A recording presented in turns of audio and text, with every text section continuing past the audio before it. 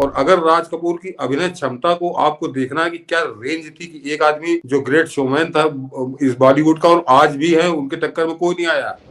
ऐसा लगता है कि राज कपूर के जाने के बाद ही ये फिल्म इंडस्ट्रीज अपना जिहादी वुड बना, कराची वुड बना, दाऊद वुड बना।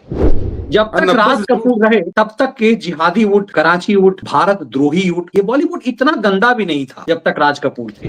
कि जिसकी आवाज को फिल्म के लायक किसी कीमत पे समझा ही नहीं गया था, और वो आदमी आया, पहला गाना राज कपूर ने उससे गवाया और उसको फिल्म फेयर अवार्ड पहले गाने पे ही मिला।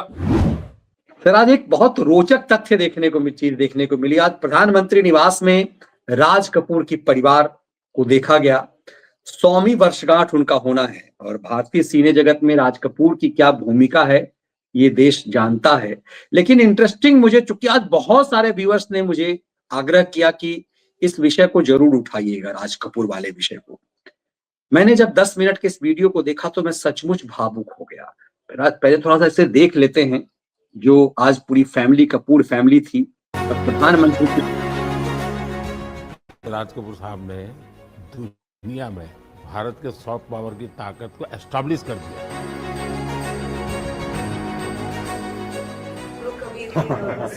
आदरणीय प्रधानमंत्री श्री नरेंद्र मोदी जी। कट।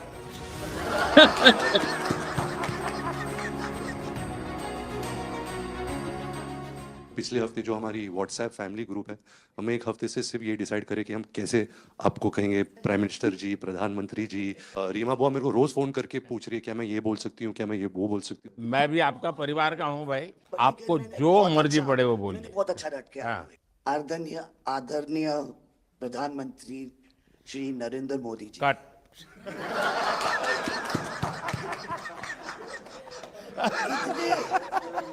इतने कीमती वक्त में आपने सबको आज यहाँ निमंत्रित किया राज कपूर के बर्थडे, 100वीं बर्थडे पे अवसर पे। हम आपका शुक्रिया अदा करते हैं। और पापा की पिक्चर के गाने की एक दो लाइन याद आ गई। मैं ना रहूंगी, तुम ना रहोगे, लेकिन रहेंगी निशानियां। आपने इतना सम्मान प्यार दिया है, आज के दिन को सारी इंडिया देखेगी कि नरेंद्र मोदी जी प्राइम मिनिस्टर हमारे ने कितना सम्मान कपूर परिवार को दिया है। राज कपूर साहब का बहुत बड़ा योगदान है जी। आपका स्वागत करने का अवसर मिला और राज साहब का 100वां जन्मदिन, यानी हिंदुस्तान की फिल्म की स्वर्णिम यात्रा का वो कालखंड है जी। अब 1947 नीलकमल, अब 2047 को हम जा रहे हैं। 100 साल की एक प्रकार से जब यात्रा बनेगी तो कितना बड़ा देश को कंट्रीब्यूशन है। आजकल हमारे यहाँ डिप्लोमेटिक वर्ल्ड में सॉफ्ट पावर, इसकी बहुत चर्चा होती है कि भाई जिस जमाने में सॉफ्ट पावर शब्द का जन्म नहीं हुआ होगा, शायद राज कपूर साहब ने दुनिया में भारत के सॉफ्ट पावर की ताकत को एस्टैब्लिश कर दिया था। यानी एक बहुत बड़ी भारत को उनकी सेवा थी। रणबीर के साथ हुआ है, वो गाड़ी में बैठा था और एक रशियन टैक्सी ड्राइवर था और उसने बोला कि are you from India? Oh, and he was singing a song, I am Raj Kapoor's grandson. से बेटा मैंने कहा था कि मैं उनका पोता हूं तो हमेशा मुझे फ्री टैक्सी राइड फ्री हो जाती है। एक काम हो सकता है क्या, खास करके सेंट्रल एशिया, कोई ऐसी फिल्म बने जो वहाँ के लोगों के दिल दिमाग पर राज साहब आज इतने सालों के बाद भी, यानी आज भी उनका पूरा कंट्रोल है। मैं बताता हूँ, आज छोटे बच्चों को भी सिखाते गाने। हाँ, यानी उनके जीवन में प्रभाव है। मुझे लगता है कि सेंट्रल एशिया में बहुत बड़ी ताकत है जी। हमें पुनर्जीवित करना चाहिए, हमें इसको नई पीढ़ी तक जोड़ना चाहिए और एक लिंक बने, वैसा कोई क्रिएटिव वर्क करना चाहिए और बन सकता है। वो उनको इतना प्यार मिला उसमें कि ये थोड़ा से उनका नाम इंटरनेशनली भी बाहर गया और उनको बोल सकते छोटे से तरीके से एक कल्चरल एम्बेसडर। लेकिन आज मैं ये आपको बोलना चाहती हूँ, वो छोटे से कल्चरल एम्बेसडर थे, लेकिन हमारे प्राइम मिनिस्टर इंडिया के तो हमें ग्लोबल मैप में डाल दिया है एंड वो हम we are so proud each member of this family is very proud देखिए देश देश की आज प्रतिष्ठा बहुत बड़ी है, बहुत बड़ी है। सिर्फ योगा ले लीजिए जी, आज दुनिया के किसी भी देश में जाइए, योगा के प्रति इतना मम्मी और मैं हम दोनों बेबो लोलो हम सब योगा में बहुत रुचि रखते हैं। वैसे मैं दुनिया के जितने लीडर से मिलता हूँ, लंच डिनर अगर साथ में है तो मेरे अगल बगल में जितने भी है वो मेरे से योगा के लिए ही चर्चा करते हैं। एक छोटा सा ट्रिब्यूट है नाना जी के लिए। एक्चुअली दरअसल मेरा पहला फिल्म है एज अ प्रोड्यूसर एंड मेरा सपना था कि मैं अपने फैमिली के साथ कुछ करूं, तो सब इस फिल्म में है। मैं एक चीज बोल सकती जी हूँ, बिल्कुल। ये वो ग्रैंडसन है, रादर ग्रैंडसन्स मेरे दोनों बच्चे, हैं, ये अपने नाना को मिले नहीं है हैं। और ये पिक्चर बना रहे हैं और उनकी सब उस अरमान ने इतनी खोज की है हर चीज की और उसपे थोड़ा बहुत just for him he is making. जो कुछ सीखे हम फिल्मों के माध्यम से और जो माँ ने सिखाया मुझे उनसे सीखे हम। देखिए जब आप रिसर्च करते हैं ना तो एक प्रकार से आप उसको जीते हैं जी, उस दुनिया को जीते हैं, तो आप बड़े भाग्यवान हैं जी कि भले आपने नाना जी को देखा नहीं लेकिन नाना जी को जीने का आपको अवसर मिल रहा है। जी बिल्कुल बिल्कुल, ये बहुत बड़ा सपना है मेरा और I am really thankful full family is part of this. मुझे याद है हमारे यहाँ इनके फिल्मों की ताकत क्या थी, जनसंघ का जमाना था और दिल्ली का चुनाव था, तो चुनाव में जनसंघ के लोग हार गए, तो अडवाणी जी अटल जी ने कहा यार चुनाव तो हार गए, क्या करेंगे, तो चलो बोले मूवी देखते हैं। तो वो मूवी देखने गए, राज कपूर साहब की मूवी फिर सुबह होगी। जनसंघ के दो नेता पराजय के बाद जाते हैं और मूवी देखते हैं फिर सुबह होगी, और आज फिर सुबह हुई। मैं चाइना में था, आपके पिताजी का एक गाना था, उसको वो प्ले कर रहे थे, तो मैंने मेरे साथियों को कहा, मैंने कहा इसका मोबाइल फोन पर रिकॉर्डिंग करो, मैंने ऋषि साहब को भेजा था। अच्छा। और वो इतने प्रसन्न हो गए। इनफैक्ट अभी हाल ही में आप आई थिंक अफ्रीका गए थे और वहाँ भी मैंने एक क्लिप देखा था, आप एक जवान के साथ खड़े थे और वो उस टाइम मेरा गाना गा रहे थे। समझा आप, पर मैंने वो क्लिप देखा था और काफ़ी लोगों ने मुझे भेजा था और सब लोग बहुत खुश हो गए। बट एक चीज़ मैं कहना चाहूँगी, गाना जो है जो दुनिया को यूनाइट करता है, स्पेशली जो हिंदी गाने होते हैं, मतलब लोग गाते ही रहते, शायद शब्द उनको समझ में ना आए, और ये मैंने काफ़ी आप पहले प्रधानमंत्री हैं जिससे मैं मिला हूँ और आपने आंखों में आंख लगा के इतने मतलब पर्सनली हमसे मिले हैं और 2 बार मिले हैं। आप में इतनी अच्छी एनर्जी है और आप इतनी मेहनत करते हैं और आप जो करते हैं मैं आपको कंग्रेचुलेट करना चाहूँगा और thank you for opening your doors और हम सबसे मिलने के लिए और इतने एक्सेसिबल होने के लिए, तो बहुत बहुत शुक्रिया। मैं आपके पिताजी को मिला हूँ और मैं सोच रहा था कि आज मुझे 3 पीढ़ी को मिलने का मौका मिलेगा, लेकिन आप लाए नहीं तीसरी पीढ़ी को। They're all big actors. We are not in the creative field. My children are trying level best. That we would be come to be invited by the Prime Minister. मतलब पापा थैंक यू। 13, 14 और 15 दिसंबर को हम राज कपूर का एक retrospective कर रहे हैं। गवर्नमेंट ऑफ इंडिया, NFDC और NFI ने हमारी बहुत मदद की। हमने उनकी 10 फिल्म लेके उनको रिस्टोर किया है, ऑडियो और विजुअल। तो हम पूरे हिंदुस्तान में कुछ 160 थिएटर्स में 40 सिटीज़, अराउंड 40 सिटीज़ उनकी फिल्में दिखा रहे हैं। तो 13 तारीख को हमारा प्रीमियर है जो हम मुंबई में करें। पूरी फिल्म इंडस्ट्री को हमने बुलाया। Thank you. जय गणेश।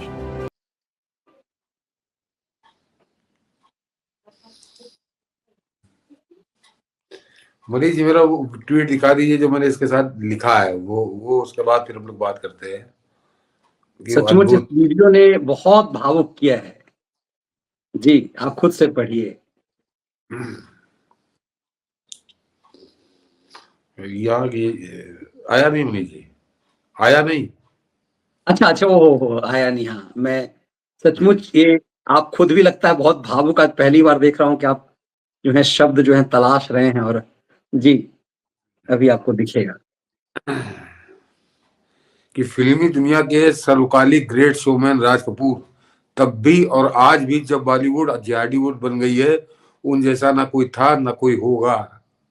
उनकी जन्मशती पर आमंत्रित करने प्रधानमंत्री मोदी के पास आया उनका परिवार।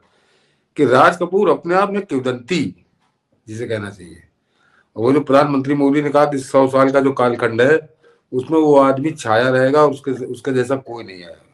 क्या बोलूं, मतलब बिल्कुल। और प्रधानमंत्री मोदी का ये कैरेक्टर है कि आपने देखा होगा किस तरह से वो लोग, अभी उन्होंने 10 मिनट का वीडियो डाला है कि किस तरह से वो लोग साज हो गए, एकदम बिल्कुल एकदम खुलकर वो बात कर रहे थे। ये प्रधानमंत्री मोदी की क्या उनकी खूबी है, उनका गुण है, क्या कहूँ, महान गुण है वो। और बेटी ने मैं जब उनकी कहा, कपूर साहब की मैं बेटी ने मैं मैं इस वीडियो से ना बता दूं कि मुझे अपने पिताजी याद आ गए। उसकी वजह बताऊं कि मेरे पिताजी अंधभक्त राज कपूर के। यार ना, हंसी की बात है कि कभी कभी किसी रिश्तेदार या कोई जानने वाला हो, उसको अगर गाली खिलवानी हो तो हम लोग तफरी में कहते थे कि वो राज कपूर को ऐसा कह रहा था, गाली दे रहा। फिर वो धुआंधार जो है गाली देते थे। वे गाली गाली के अलावा बात नहीं करते थे, इतने वो दीवाने थे। और वास्तव में वो वास्तव अजब गजब व्यक्ति है। और मैं राज कपूर की एक फिल्म है जो एक तरह से तीसरी कसम, जो आपके शैलेंद्र बिहार की फणीश्वर नाथ रेणु की अद्भुत फिल्म है वो। और अगर राज कपूर की अभिनय क्षमता को आपको देखना है कि क्या रेंज थी, कि एक आदमी जो ग्रेट शोमैन था इस बॉलीवुड का और आज भी है, उनके टक्कर में कोई नहीं आया।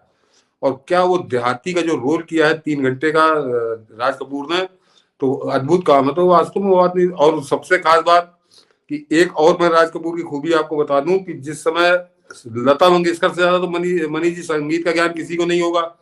और लता मंगेशकर से जब पूछा गया कि आपने जितने डायरेक्टर के साथ काम किया है उसमें संगीत की समझ किसको थी, तो लता मंगेशकर ने एक क्षण की देर दिलगाई थी, उन्होंने कहा राज कपूर। कि राज कपूर से ज्यादा संगीत को समझने वाला कोई नहीं। खुद डायरेक्टर, फोटोग्राफर जो थे वो अलग बताते हैं, और म्यूजिक डायरेक्टर वो शंकर जयकिशन की जो जोड़ी इस फिल्म इंडस्ट्री को देखे गए, तो आज भी शंकर जयकिशन के आसपास कोई नहीं पहुंचता है।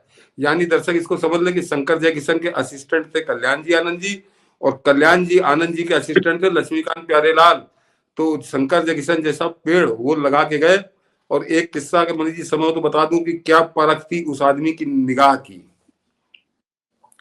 कि एक जो शैलेंद्र की बात होती है, तो शैलेंद्र ऐसा गीतकार तो फिल्मी दुनिया में हुआ ही नहीं कोई। और शैलेंद्र किसी कपड़ा मिल में काम करते तो कम्युनिस्टों के चक्कर में फंसे, वो कम्युनिस्टों की नेतागिरी करते थे।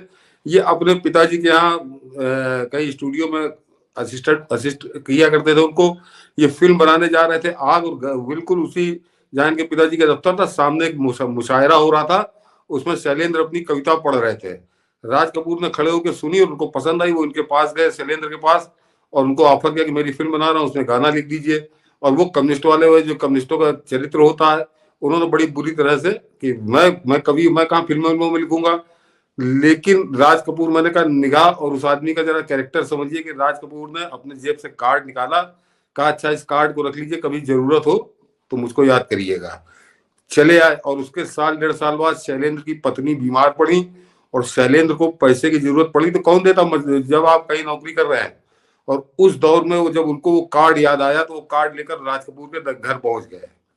तो राज कपूर उनको जिंदगी भर कविराज ही कहते थे। कैसे कविराज, कैसे आ गए आज। तो शैलेंद्र ने बताया कि मेरी पत्नी की तबीयत खराब और मुझे पैसों की जरूरत है। तो राज कपूर ने उनको पैसे दिए और कोई कुछ नहीं कहा। और वो पैसे लेके शैलेंद्र ने कहा कि मैं आपको वापस करूंगा। आए, पत्नी का इलाज कराया, पत्नी ठीक हो गई।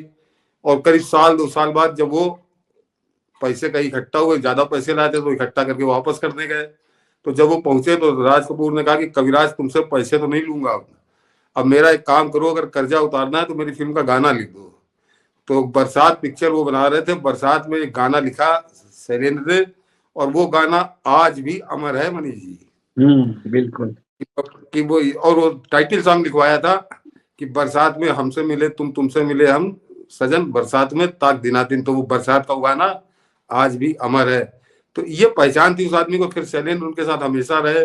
तो शैलेंद्र हो, शंकर जयकिशन हो और फिल्मी स्टार उन्होंने बहुत से दिए। तो अद्भुत आदमी था और वास्तव में प्रधानमंत्री मोदी ने आज अद्भुत श्रद्धांजलि भी इनको दी है। बिल्कुल, जो कि जब सज्जन भदौरिया जब ये लिखते हैं तो मुझे सचमुच उससे जोन में इस पे आ ही रहा था। सर छोटा आदमी हूँ, ज्यादा समझ नहीं है, लेकिन मुझे इतना समझ आया। ये मनीष जी ये जरा कमेंट पढ़िए आप, ये बहुत गजब का कमेंट है और सज्जन भदौरिया को बहुत बहुत धन्यवाद इस कमेंट के लिए, बहुत बहुत बिल्कुल। और मैं इस पे आ ही रहा था, लेकिन इन्होंने जोर दिया इस पे, तो मुझे लगा इनका कमेंट्स दिखाना चाहिए। सर छोटा आदमी हूँ, ज्यादा समझ नहीं, लेकिन मुझे इतना समझ आया कि आज मोदी जी ने तीनों खानों के सर ताज छीन लिया और फिर से कपूर खानदान के ऊपर ताज रख दिया है। रख दिया। ऐसा लगता है कि राज कपूर के जाने के बाद ही ये फिल्म इंडस्ट्रीज अपना जिहादी वुड बना, कराची वुड बना, दाऊद वुड बना। जब तक राज कपूर रहे तब तक ये जिहादी वुड, कराची वुड, भारत द्रोही वुड, ये बॉलीवुड इतना गंदा भी नहीं था जब तक राज कपूर थे। वैसे उनके ऊपर कई तरह के आरोप लगते हैं, लेकिन कम से कम ये देश विरोधी नहीं था, सनातन विरोधी नहीं था, भारत विरोधी नहीं था ये बॉलीवुड। नहीं मनीष जी, 88 में उनका देहांत हुआ और दौर तो शुरू हुआ 90 से, जहां पर पूरी तरह से कब्जा हो गया। उससे पहले ये लोग प्रयास कर रहे थे, छटपटा रहे थे, अपने अपने स्तर में प्रयास कर रहे थे, लेकिन इनका कब्जा नहीं हो पा रहा था। वो 88 में उनका देहांत हुआ है, उसके बाद 90 से फिर इन्होंने कब्जा किया है। और ये मगर ये सब लोग यहीं तक सीमित रहे। जो बात अभी कही भदौरिया जी ने, मैं इसीलिए कह रहा हूँ कि जो प्रधानमंत्री मोदी कह रहे थे वो गप नहीं कह रहे थे। राज कपूर आज भी रसिया में बहुत लोकप्रिय है और उसी तरह से वो जो रसिया से अलग हुए देश है उन सब जगह पर राज कपूर आज भी जिंदा है। तो ये उस आदमी की खूबी है। मैं बता दूं, अपने मुंह से बता रहा था थूकने वाला जावेद अख्तर कि हम लोग रूस गए थे और रूस में कुछ ही कार्यक्रम में थे और जब हम लोग थिएटर से बाहर निकले तो रात हो चुकी थी, कोई साधन नहीं था। एक बस आई तो बस को रोका, उससे जब कहा तो उसने मना कर दिया कि नहीं मैं नहीं जाऊंगा, मैं दूसरी तरफ जा रहा हूँ। तो उसी में से कोई उनके साथ जो था वो राज कपूर का आवारा का गाना गाने लगा। तो उस बस वाले ने बस अपनी रोक दी। उसने कहा तुम लोग कैसे गा रहे हो? तो बताया कि हम लोग मुंबई से आए, वो फिल्म इंडस्ट्री को बताया। तो कहे उस आदमी जिसने मना कर दिया तो उसने कहा बैठो मेरी बस में, और हम लोगों को अपने हमारे होटल तक छोड़ा। ये जादू है राज कपूर का। और सबसे बड़ी देन मैंने आपको शंकर जयकिशन बताया, शैलेंद्र बताया, और एक जो अमर आवाज वो इस बॉलीवुड को देके गए, मुकेश। तो वो उनकी जो चॉइस थी वो अद्भुत थी और उसने मतलब अलग ढंग छेड़ा। और बताऊं, जिसको नई पीढ़ी भी अपने आप को जोड़ लेगी मनीष जी, कि जिसकी आवाज को फिल्म के लायक किसी कीमत पे समझा ही नहीं गया था, और वो आदमी आया, पहला गाना राज कपूर ने उससे गवाया और उसको फिल्म फेयर अवार्ड पहले गाने पे ही मिला।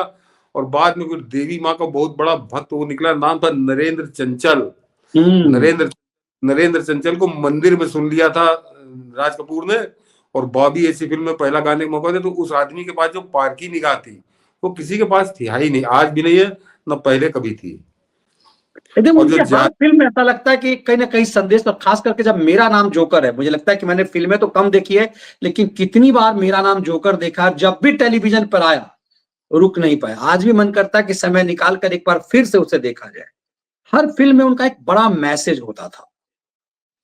बिल्कुल, उसमें कहीं कोई शंका ही नहीं है। और वो आदमी अपने मनोरंजन के साथ साथ वो सामाजिक मैसेज उसमें होता था। एक फिल्म और है राज कपूर की, जागते रहो। एक ही बिल्डिंग के अंदर पूरे 3 घंटे की पिक्चर पूरी हो गई। कलकत्ते की वो बिल्डिंग है। और मैं बताऊं मनीष जी, हम लोग अभी कुछ साल पहले गया था, मैं यहाँ 10-12 साल हो गए कि मैं कलकत्ते गया था, मैं टैक्सी में था, और जब उस बिल्डिंग के पास से निकले तो उस टैक्सी वाले ने टैक्सी रोकी, कैसा आप यहीं पे जागते रहो की शूटिंग हुई थी। जरा सोचिए, जागते रहो सन 50 के दौर की पिक्चर, लेकिन उसका क्रेज, वो बिल्डिंग उसने मुझको वहीं से दिखाई कि देखिए ये इस बिल्डिंग में जागते रहो की शूटिंग हुई थी। तो ये क्रेज राज कपूर आज भी लोगों के दिलों में जिंदा है। बिल्कुल। और प्रधानमंत्री मोदी कुछ भी यूं ही नहीं करते। यदि उन्होंने पूरे परिवार को बुलाया प्रधानमंत्री निवास में और ये कहा कि हम स्वामी वर्षगांठ में, और फिर उन्होंने जोड़ा कि उनकी पहली फिल्म 19 से लेकर 1947 के बीच, मतलब इसका मतलब वो फिर से इस बॉलीवुड को कपूर इरा में ले जाना चाह रहे हैं, इन जिहादी और खान वुड से निकाल करके। तो ये इसका मतलब प्राइम मिनिस्टर यूं ही कुछ भी नहीं किए हैं। आपको नहीं, तो असल में मनीष जी जिस तरह से मैं प्रधानमंत्री को क्या कहूँ कि प्रधानमंत्री को भी मैं आज राजनीति का राज कपूर ही कहूंगा। जैसे मैंने राज कपूर लिखा है ना कि ना वैसा ग्रेट शोमैन हुआ था ना होगा भविष्य में, उसी तरह से नरेंद्र मोदी है, ना ऐसा कोई नेता इस देश में हुआ था और ना आगे कोई होगा। और दोनों की पृष्ठभूमि भी समझ लीजिए कैसे निचले स्तर से आए हैं। लोग बताते हैं पृथ्वीराज कपूर का लड़का, तो आज क्योंकि समय है तो चलिए बोल देता हूँ कि राज कपूर को पृथ्वीराज कपूर ने कोई ब्रेक नहीं दिया था। उन्होंने कहा था तुम पहले जाके सीखो, और उन्होंने केदार शर्मा को पास भेज दिया था, डायरेक्टर उनके पास भेज दिया था। और इनको कंगा करने का बड़ा शौक था, हर 5 मिनट में अपना कंगा किया करते थे। केदार शर्मा ने 1 बार टोका, 2 बार टोका, जब तीसरी बार देखा कंगा करते हुए तो पूरा झन्नाटेदार थप्पड़ इनके गाल पे मारा था कि तुम्हारे दिमाग खराब है। तो वो राज कपूर को याद रहा। उसके बाद जब बड़े स्टार हो गए तो 70s की बात है, वो पूना फिल्म इंस्टीट्यूट में मनीष जी, उनको चीफ गेस्ट बना के बुलाया गया राज कपूर को। तो राज कपूर बोल रहे थे, तो केदार शर्मा उस समय पीछे की सीट पे थिएटर में बैठे हुए थे। तो राज कपूर ने कहा कि आप लोग को तो बहुत लोग यहाँ सिखाते हैं, लेकिन मेरा पुणे फिल्म इंस्टीट्यूट पीछे की सीट पर बैठा हुआ है केदार शर्मा।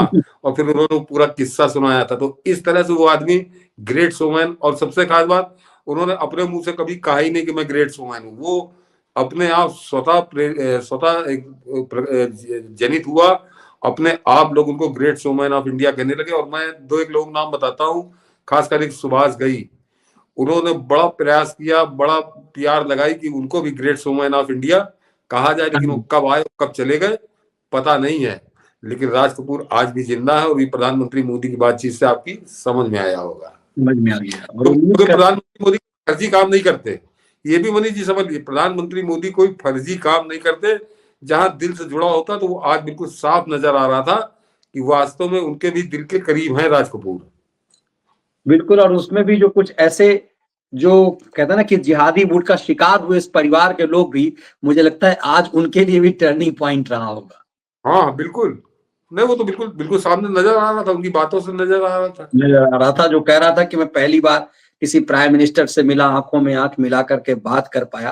तो समझा जा सकता, चलिए यदि यहाँ से सुधार कर सकते हैं, और वैसे भी अब आपका बॉलीवुड तो अब नोएडावुड होने जा रहा है, तो इसीलिए प्रधानमंत्री ने कहते हैं ना जड़ में वो मट्ठा डाल दिया हुआ है। आज उसकी एक नवीन शुरुआत उन्होंने की है। बिल्कुल। अजय जी कह रहे मनीष जी, सतीश जी प्रणाम। एक बात हर हिंदुस्तानी को समझ लेना चाहिए कि मोदी जी बिना कारण कोई काम नहीं करते। इन्होंने अंत में जाकर के एक छक्का मार दिया है इस मैसेज के द्वारा कि प्रधानमंत्री मोदी कुछ भी यूं ही नहीं करते। बिल्कुल। हम आग्रह करेंगे, हमने इस विषय को उठाया, आपकी डिमांड पे वैसे भी हम उठाने ही वाले थे। ये सिर्फ प्रधानमंत्री का 10 मिनट का वो वीडियो नहीं है जो राज कपूर के 100वीं वर्षगांठ के लिए याद में है। एक बड़ा मैसेज है, बड़े बदलाव का संकेत है। इस विश्लेषण को ज्यादा से ज्यादा संख्या में आप साझा कीजिए। इसे यहीं विराम देते हैं, फिर मिलते हैं अगले विश्लेषण के लिए। बहुत बहुत धन्यवाद आप सबका। जय हिंद, वंदे मातरम। वंदे मातरम।